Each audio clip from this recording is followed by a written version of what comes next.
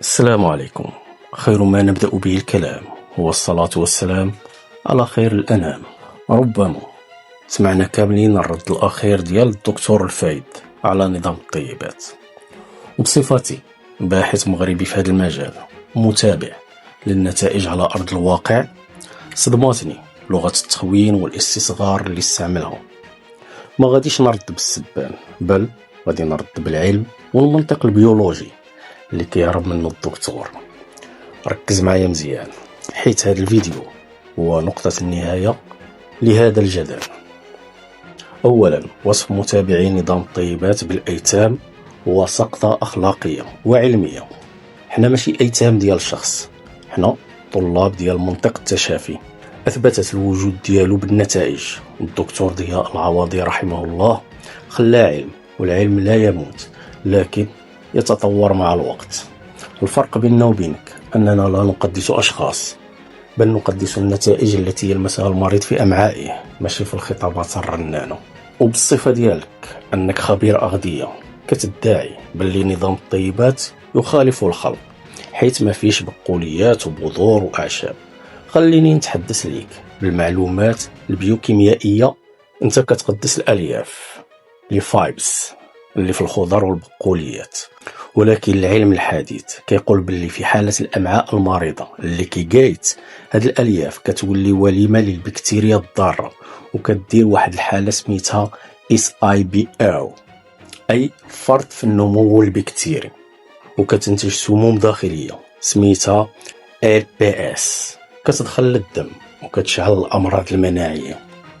أما البذور اللي كتمجدها بحال زريعة الكتان والسمسم وكتقول فيها فايتوإستروجينز. واش فراسك باللي هاد المركبات كتعمل ك endocrine disruptors أي مضطربات هرمونية عند النساء اللي أصلا عندهم خلل هرموني وسرطانات ليفية. أما الأعشاب اللي كتوصفها بحال أتاي ففي علم العقاقير فارماكوغناسي الأعشاب فيها أركلولايتس، وهي أدوية كتستعمل للحاجة ماشي طعام يومي، والاستهلاك العشوائي ديالها كيدير إرهاق للكبد. نظام الطيبات ما حرمش هاد الشيء. طيبات نظف الأمعاء من المثيرات أنتي نيوترينز باش الجسم يقدر يمتص، عوض ما تعمرها بألياف كتهيج جدار الهضم. هذه هي الفطرة، وهذا هو التوافر الحيوي بايو افيلابيليتي اللي غايب على نظرياتك القديمة. وهنا كنجيو للنقطة المسكوت عنها، علاش كتحارب النظام اللي خلى الناس تترمي الأدوية وتتحرر من تبعية الصيدليات؟ واش مصلحة المريض عندك هي يبقى بأمعاء ملتهبة بالألياف والليكتنز باش يبقى كليان وفي لمافيا الأدويات ومضادات الالتهاب؟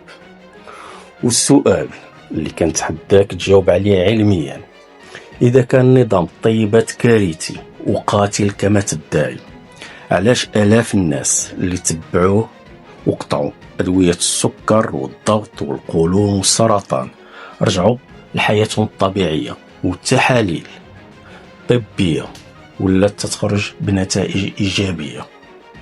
واش الموت الكارثي بالنسبة ليك هو أن المريض يتشافى ويستغنى على الدواء؟ علاش يا دكتور في الدقيقة 39 بالضبط ما قدرتيش تفسر لنا هاد النتائج وبقيتي كتهرب للسياسة وكتهم الناس بالانتماء للجماعات وللإخوان؟ نظام الطيبات نظام بيولوجي، الميكروبات والالتهابات ما كتعرف لا إخوان لا سلفيين، كتعرف فقط الوسط الحمضي والوسط الكلوي اللي انت اصلا كنتي تدوي عليه. غنقول لك يا دكتور، زمن الأستاذية المطلقة انتهى.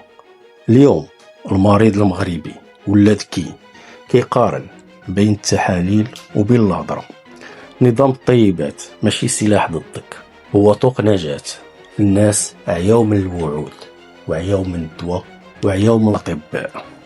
بالنسبة لي تنحترم السن ديالك وتنحترم العلم ديالك القديم، لكن حنا في عصر حديث والنتائج هما الفيصل. نشوفكم في فيديو جديد.